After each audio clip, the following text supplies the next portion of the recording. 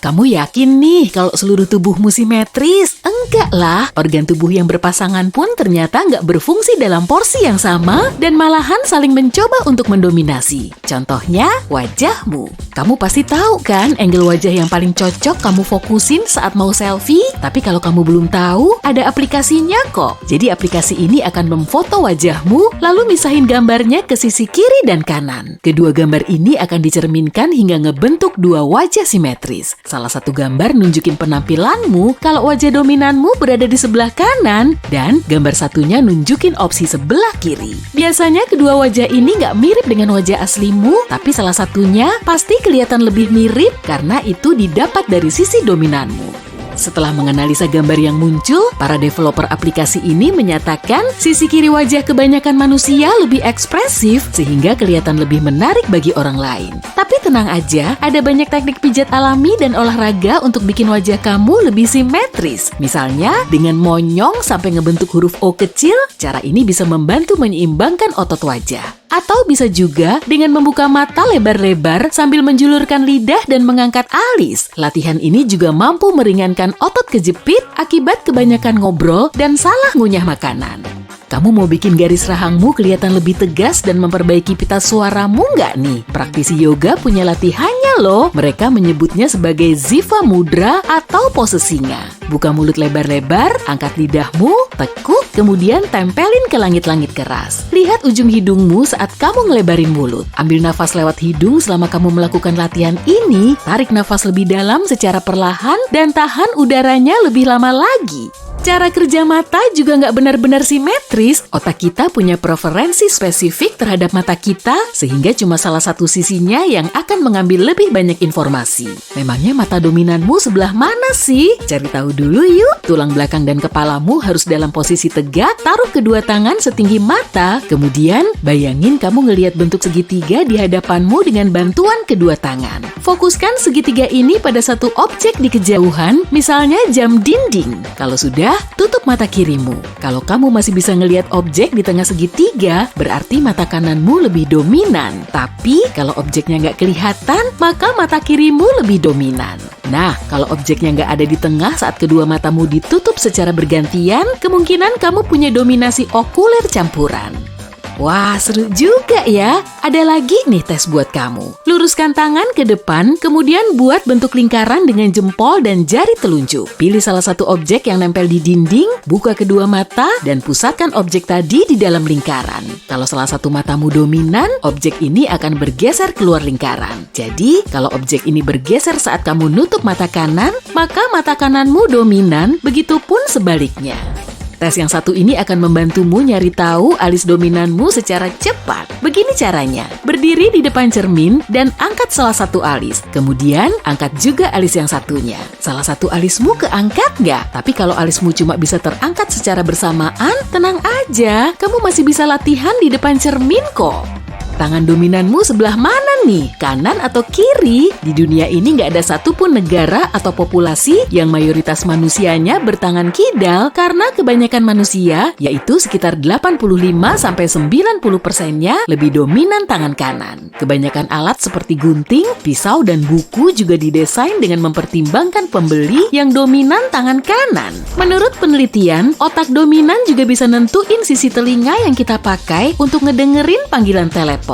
Di antara peserta survei yang termasuk Kinan, 68%-nya mengaku kalau mereka nempelin ponsel mereka di telinga kanan, 25%-nya memakai telinga kiri, dan cuma 7% sisanya nggak punya preferensi. Persentase ini berlainan dari peserta kidal, 72% orang yang disurvei memakai telinga kiri saat ngobrol di telepon, 23% lainnya memakai telinga kanan, dan 5% sisanya memakai kedua telinga.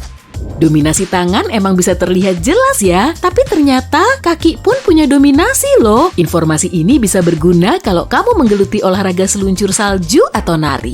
Atau bisa juga saat kamu melakukan stretching dengan split depan, biasanya orang Kinan juga lebih banyak menggunakan kaki kanannya. Dan pastinya ada pengecualiannya. Mau tahu cara nentuin kaki dominanmu?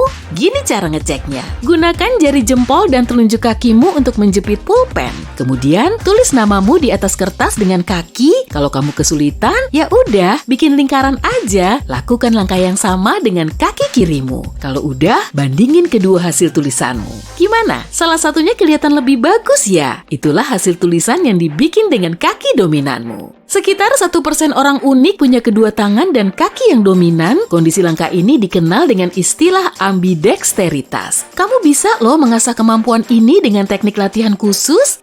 Lubang hidung dominanmu paling sering kamu pakai untuk bernafas dan cara kerjanya dilakukan secara bergantian beberapa kali dalam sehari tergantung pada aktivitas otakmu. Kamu bisa aja nggak mengetahui detail pastinya saat kedua lubang hidung mengambil peran secara bergantian. Tapi kamu masih bisa nyari tahu lubang hidung dominan yang sekarang kamu pakai untuk bernafas kok. Gini caranya. Taruh jarimu di sebelah kanan batang hidung, pencet, kemudian tarik nafas, dan lepaskan secara perlahan melalui lubang hidung sebelah kiri. Ulangi langkah ini pada hidung sebelah kiri. Kalau kamu lebih gampang bernafas melalui lubang hidung kanan, itulah yang saat ini lebih aktif. Dan tes ini cuma bisa dilakukan saat hidungmu bersih dan sehat ya. Kalau nggak begitu, ingusmu akan bikin hasilnya kurang akurat. Kelenturan tubuhmu juga bisa nggak simetris, terutama kalau kamu jarang melakukan stretching. Praktekin cara ini ya, raih tangan kiri dengan tangan kanan di belakang punggung, selanjutnya balik posisinya. Raih tangan kanan dengan tangan kiri. Gimana hasilnya? Kalau kamu bisa melakukan keduanya tanpa masalah, kemungkinan kamu punya superpower. Wah, selamat! Nah, untuk menyeimbangkan kelenturan tubuh di kedua sisinya, kamu perlu ngurangin kebiasaan duduk dan berdiri sembarangan dengan pose asimetris. Kalau mau duduk, lurusin tulang belakangmu dan rasain sensasi nikmat di seluruh punggungmu. Hindari pose bertumpu pada siku kanan atau kiri ya. Jangan lupa juga sering-sering latihan meraih tangan tadi.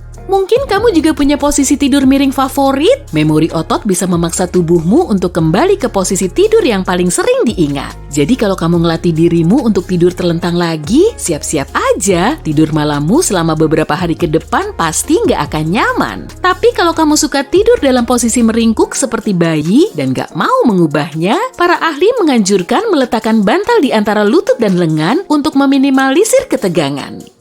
Kalau telinga gimana ya? Menurutmu kedua telingamu sama-sama bisa mendengar dengan baik nggak? Ini sih tergantung pada banyak faktor. Telinga kanan dan kiri memproses suara secara berlainan. Telinga kanan lebih banyak merespon bahasa lisan biasa dan logika, sedangkan telinga kiri lebih fokus pada persepsi emosional dan musik. Menurut para ilmuwan, hal ini disebabkan oleh otak kiri yang lebih sering memproses bahasa lisan, sedangkan otak kanan lebih fokus pada sinyal yang sifatnya kreatif dan emosional. Misalnya, suara musik dan karya seni lain. Saat pria mendengar suara wanita, bagian pendengaran di otaknya menjadi aktif, maka suara wanita bisa dibilang lebih mirip seperti suara musik bagi otak pria. Tapi kalau otak pria yang sama mendengarkan suara pria, ia akan mengaktifkan bagian otak yang memproses bahasa lisan.